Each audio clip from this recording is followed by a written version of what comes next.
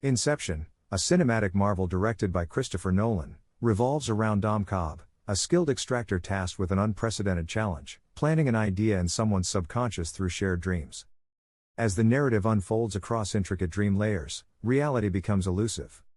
Visually striking and intellectually engaging, the film delves into themes of guilt, redemption, and the malleability of perception.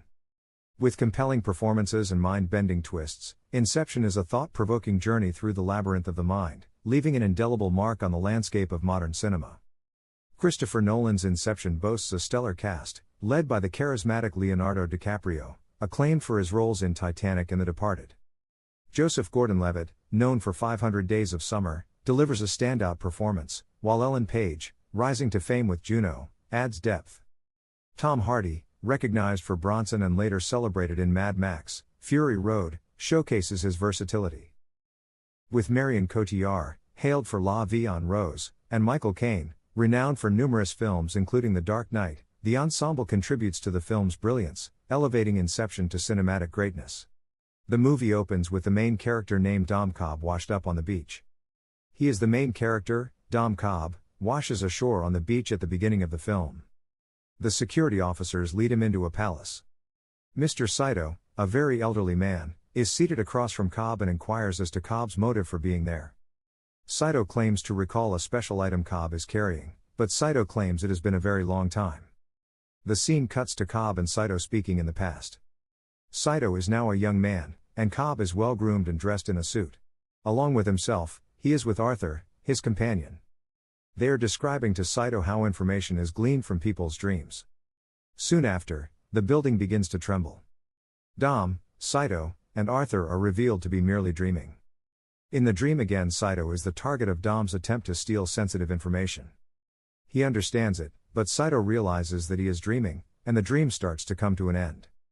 Cobb gets awakened after Cobb's dream character murders Arthur. He then wakes the others. After waking up, Cobb questions Saito. He is attempting to get more details from Saito that were absent from the dream. As Cobb gets aggressive, Saito realizes that he is actually still in a dream within a dream. When Cobb and Arthur realize Saito is aware that he is dreaming again, they believe they have failed their mission. They were hired by a company that competes against Mr. Saito and they were trying to get confidential information for the company. But Saito knew he was dreaming and did not let them get the information they needed.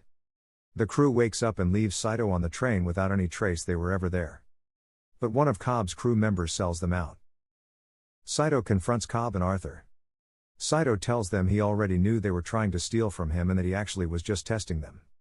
Saito is impressed by their tactics and wants to hire them for himself. He asks them to perform Inception, the process of implanting information in someone's dream. Arthur says it is impossible, but Cobb knows it can work. Cobb is hesitant, but Saito promises to get Cobb back in the United States of America. He is a fugitive because the government thinks he killed his wife. Cobb agrees to the deal because he desperately wants to get back to see his children. Cobb and Arthur begin recruiting their team. He recruits his architect Ariadne, the person who builds the dreams. While he is teaching her the ropes, they run into Mal, Cobb's wife, in one of the dreams. She was in the dream earlier as well. She attacks Ariadne in the dream and they wake up. Ariadne is concerned about Cobb's trauma, but he claims to have it under control. She gets her token, a device they use in dreams to determine if it is reality or not. Cobb continues to recruit. He gets a man named Eames who can impersonate people in dreams, and he gets a chemist who can create a compound strong enough for that deep of a dreaming state. Saito gives them the run-through. He needs the heir of a competing energy company to break up the company. Eames and Cobb lay out a plan and begin doing them on their target named Robert Fisher. While preparing for the mission, Ariadne learns more about Cobb's trauma. She enters his dream and sees he is clearly affected by her. Cobb is trying to hold on to the past and Ariadne is worried it will affect the mission. The team proceeds with the plan. They incapacitate Robert Fisher and enter his dream. While in the dream, they begin their plan, but right away they are unexpectedly attacked by Fisher's subconscious. Cobb tells the team Fisher must have had training in his subconscious as defending itself from an attack. Saito is shot and Eames is about to shoot him to wake him up, but Cobb tells the team that because of how heavily sedated they are, they will not wake up. Instead, their minds will drop into limbo and there is no guarantee of coming back from it. The stakes have increased and the team has no choice but to proceed. They continue with the plan and begin implanting seeds into Robert Fisher. Cobb reveals the truth about his wife. He and her were stuck in limbo for 50 years. When they finally woke up, Moll thought it was still a dream, and in order to get back to reality, she had to kill herself while Cobb fled the country. Back in the dream, they are fleeing Fisher's security. They link up and go into another dream, the second dream deep. Inside, Cobb pretends to be Fisher's dream security. He tells Fisher he is dreaming and attempts to gain Fisher's trust. They play it off like they are protecting him, but in reality, they are continuing to plant seeds for Inception. The team sets it up so Fisher thinks his uncle is breaking into his mind.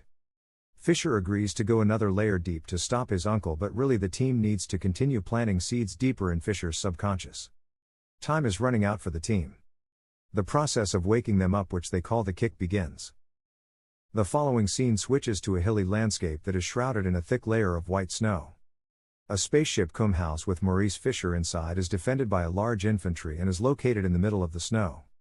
They are informed by a signal that they have an hour of third-level time left, which is equal to 3 minutes at the second level and a few seconds at the first. They will begin waking up at each level if they run out of time, which will make their task impossible. Cobb kills a defending soldier with his gun, alarming the entire infantry, which then pursues Cobb and Ariadne. Robert enters the house and is ready to open the locker containing his father when Moll Robert shoots him dead. A short while later, Cobb also shoots her. Robert has already passed away, making it seem impossible for Eames, Cobb, and Ariadne to fly when they get inside the house. Ariadne advises them to travel to the fourth dream, where they will kill Robert in order to bring him back to life at level 3. When Ariadne and Cobb connect with the device, they find themselves on the coastline in another dream. The sleeping bodies are being transported in the lift by Arthur. Cobb and Ariadne see Fisher lying on the balcony with his wrists, feet, and mouth fastened on the fourth level, where Moll is sitting in a house. Before she jumps from the structure to reach the third floor, Ariadne pushes Robert off the building. Then Robert enters the enormous chamber on the third level and encounters his elderly father. After apologizing to his father, he finds out that he wants him to take on responsibility for himself. As can be seen, each level's period is drawing to a conclusion.